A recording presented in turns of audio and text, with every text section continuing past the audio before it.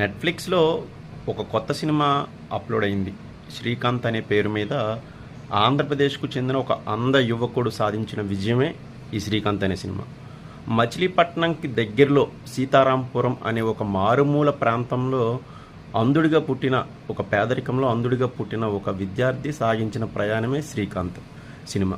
ఇది అత్యంత అద్భుతమైన ఇన్స్పిరేషన్ స్టోరీ. ముఖ్యంగా విద్యార్థులకు చూపించాల్సిన స్టోరీ. చిన్న చిన్న విషయాలకి వాళ్ళు సఫర్ అయ్యి ఆత్మహత్యలు చేసుకుంటున్న వేళ 'శ్రీకాంత్' సినిమా ఖచ్చితంగా తల్లిదండ్రులు పిల్లలకు చూపించాల్సిన సినిమా.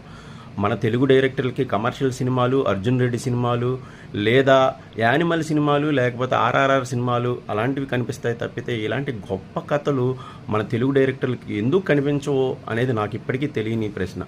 అన్ని సినిమాలు డబ్బులే తీసుకురావాలని లేదు. కొన్ని సినిమాలు పేరు తీసుకొస్తాయి, కొన్ని సినిమాలు అవార్డులు తీసుకొస్తాయి. అలాంటి సినిమాలు కూడా తెలుగు డైరెక్టర్లు పట్టించుకోవాల్సిన అవసరం అయితే ఖచ్చితంగా ఉంది.